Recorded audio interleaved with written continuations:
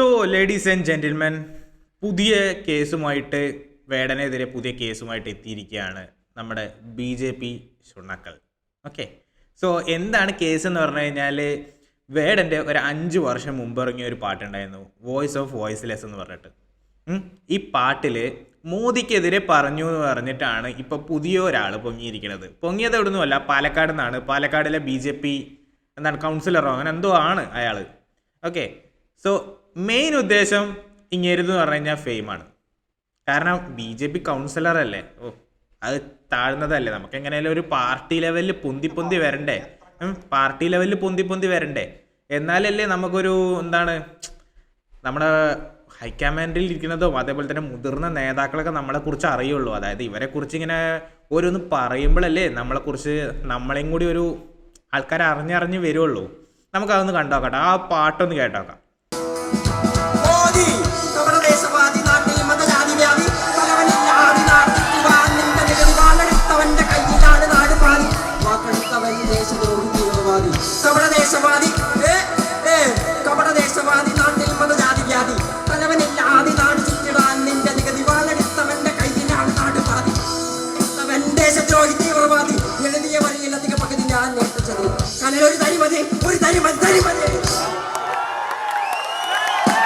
നിങ്ങൾ ഈ പാട്ട് കേട്ടല്ലോ, ഇതിലെന്താ പറയണെന്ന് വെച്ചാൽ മോദി എന്ന് പറഞ്ഞിട്ടാണ് തുടങ്ങണത്.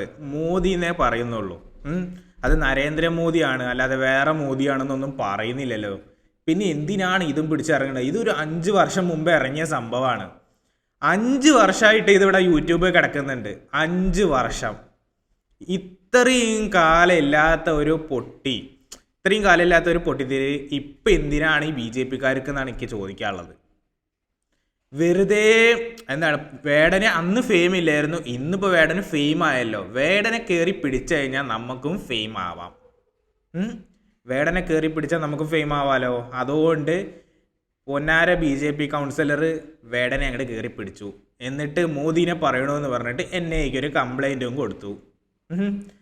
എന്ത് കഷ്ടമുണ്ട്. ഇങ്ങനത്തെ കുറേ മൊണ്ണകളാണല്ലോ BJPയിലുള്ളത്. അതാണ് ഇവിടെ കേരളത്തിൽ പച്ച പിടിക്കാത്തത്. പച്ച പിടിക്കില്ല, കാരണം പച്ച പിടിക്കാൻ പാടില്ല.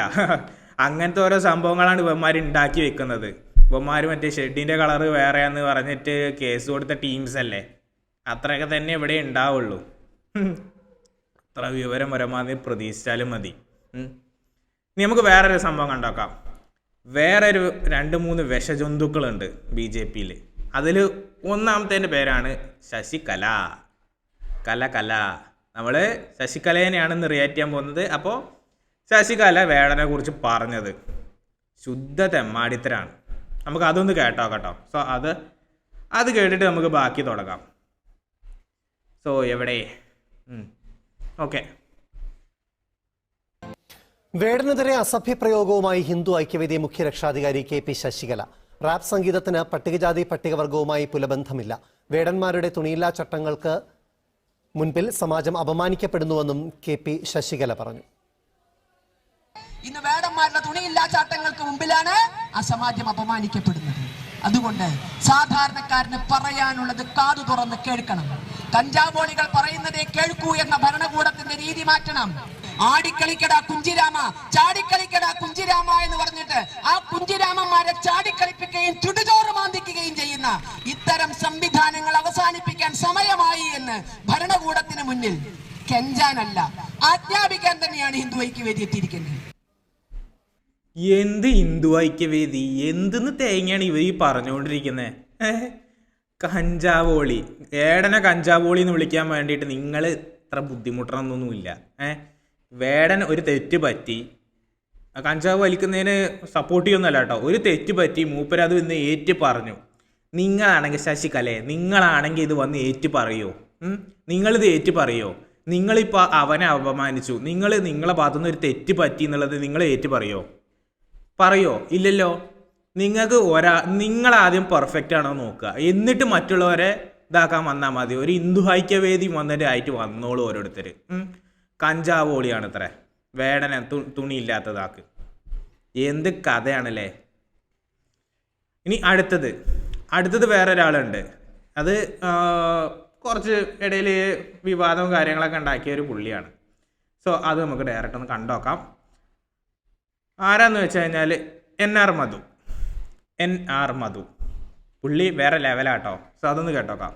വേടന്റെ പാട്ട് ക്ഷേത്രങ്ങളിൽ വേണ്ട എന്ന് വളരെ ചുരുങ്ങിയ വാക്കുകളിൽ പറയേണ്ടതിന് പകരം വേടൻ ജാതി ഭീകരവാദിയാണെന്നും വേടന്റെ പാട്ടുകൾ ജാതി ചിന്ത വളർത്തുകയാണെന്നും വേടൻ മറ്റാരുടെയൊക്കെയോ കയ്യിലെ ചട്ടുകമാണ് എന്നും ഒക്കെ പറയുന്നിടത്താണ് പ്രശ്നം. കാരണം ഒരു ദളിതനായ ഒരു ചെറുപ്പക്കാരനെ അയാൾ പാണനും പുലയനും ഒന്നും അല്ല എന്ന് പറയുന്നത് മാത്രമേ അവിടെ കുറ്റമുള്ളൂ.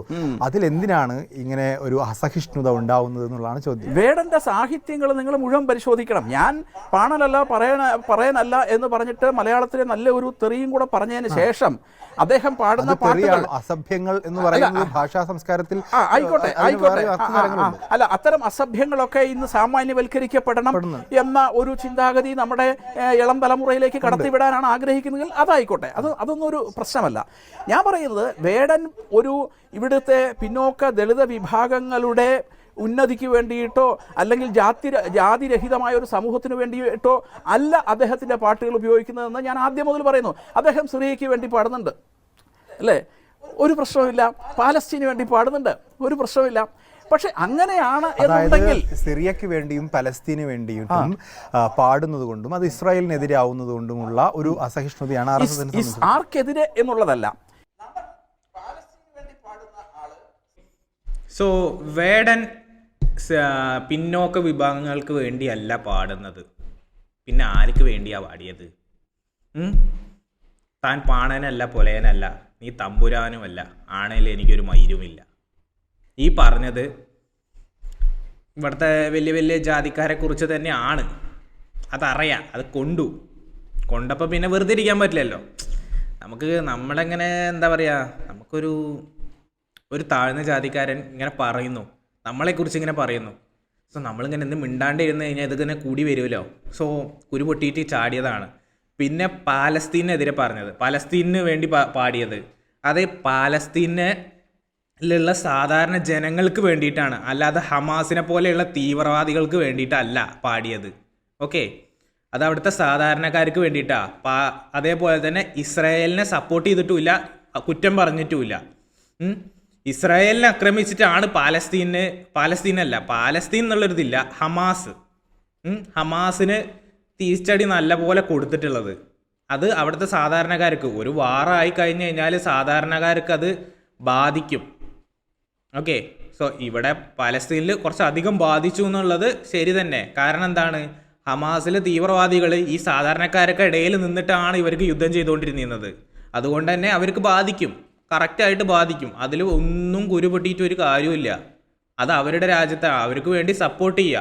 അവിടുത്തെ ഹമാസിന് വേണ്ടിയിട്ടല്ല, അവിടുത്തെ സാധാരണക്കാർക്ക് വേണ്ടി സപ്പോർട്ട് ചെയ്യുക. അതാണ് നമ്മൾ ചെയ്യേണ്ടത്. നമ്മളത് സപ്പോർട്ട് ചെയ്യുന്നുമുണ്ട്. നമ്മൾ ഒരിക്കലും ഹമാസ് എന്നുള്ള തീവ്രവാദി സംഘടനയെക്കുറിച്ച് പോയിട്ട് സപ്പോർട്ട് ചെയ്യുന്നില്ല. ഓക്കെ, അതേപോലെ തന്നെ ഇങ്ങനത്തെ വിദ്വേഷ പ്രസംഗങ്ങൾ നടത്തിയിട്ട് നിങ്ങൾക്ക് എന്ത് കിട്ടാനാ? കുറച്ച് ഫെയിം കിട്ടുമായിരിക്കും, പക്ഷെ നിങ്ങളുടെ പേരാണ് അവിടെ പോയിക്കൊണ്ടിരിക്കുന്നത്. ഹിന്ദു ഐക്യവേദി എന്നൊക്കെ പറഞ്ഞിട്ട് ഇങ്ങനെ തുടങ്ങിയിട്ട് എന്ത് ഇതാണ് ഹിന്ദുക്കളെ പേര് കളയാനാ? എല്ലാ ഹിന്ദുക്കളും നിങ്ങളെ പോലത്തെ ഈ ദുഷിച്ച ചിന്തയായിട്ട് നടക്കുന്ന ടീംസൊന്നും അല്ല, വെറുതെ ഓരോ ഇത് പറഞ്ഞ് നടക്കാനായിട്ട്. ഇവർക്കൊക്കെ ഇത് ഇങ്ങനെ പറഞ്ഞിട്ട് എന്ത് കിട്ടാൻ? വെറുതെ കടന്നിട്ട് അവന് ഇപ്പോൾ ഫെയിം ഉണ്ട്, അപ്പോൾ നമുക്ക് അവനെ കയറി പിടിച്ചു കഴിഞ്ഞാൽ കാര്യങ്ങളൊക്കെ സെറ്റാണ്. അതേപോലെ തന്നെ നമുക്കും ഒന്ന് ഫെയിം ആവാം. അതേപോലെ തന്നെ നമ്മുടെ ടോപ്പിലുള്ളവർ നമ്മളെക്കുറിച്ച് അറിയും. അതേപോലെ തന്നെ നമുക്ക് സ്ഥാനക്കയറ്റം കിട്ടും. അതായത് ഇപ്പോൾ ഒരാൾ സ്റ്റേറ്റ് പ്രസിഡൻ്റ് ആയിട്ടുണ്ട്, അതേപോലെയൊക്കെ സ്ഥാനക്കയറ്റം കിട്ടിയാലോ എന്ന് കരുതിയിട്ടായിരിക്കും. വെറുതെ അതിമോഹങ്ങളാണ്. നിങ്ങൾ വേടനെ കയറി പിടിച്ചു കഴിഞ്ഞാൽ വേടൻ ഉയർന്നുകൊണ്ടേയിരിക്കും, അല്ലാതെ വേടനെ താഴ്ച എന്ന് പറഞ്ഞൊരു സംഭവമില്ല. വേടൻ ഉയർന്നുകൊണ്ട് തന്നെ ഇരിക്കും, നിങ്ങൾ താഴ്ന്നുകൊണ്ടേയിരിക്കും. അതുകൊണ്ടാണ് നിങ്ങൾ ഈ ഇത്രയും മതത്തിൻ്റെയും ജാതിൻ്റെയും പേരിൽ അടിച്ചുകൊണ്ടാണ് നിങ്ങൾക്ക് കേരളത്തിൽ ഒരു സ്ഥാനവും ഇല്ലാതെ പോയത്. മനസ്സിലാക്ക് കേട്ടാ. ഇത് വെറുതെ കടന്നിട്ട് ഇങ്ങനെ പൊലബീറ്റ് ഒരു കാര്യമില്ല. കാരണം കേരളത്തിലെ ജനങ്ങൾക്ക് അറിയാം എന്ത് ശരിയാണ് എന്ത് തെറ്റാണെന്നുള്ളത്. അതുകൊണ്ടാണ് നിങ്ങൾ ആ കമൻറ്റ് ബോക്സ് എടുത്ത് കഴിഞ്ഞാൽ അറിയാം നിങ്ങൾ ആർത്തട്ടി തെറി വിളിക്കുന്നത്. ഇനിയെങ്കിലും നിർത്താൻ നോക്ക്, ഇതൊന്നും ശരിയല്ലാത്ത കാര്യങ്ങളാണ്. ഓക്കെ, അപ്പോൾ ഇന്നത്തെ വീഡിയോ ഇത്രയുള്ളൂ ഗൈസ്. നാളെ ബൈ.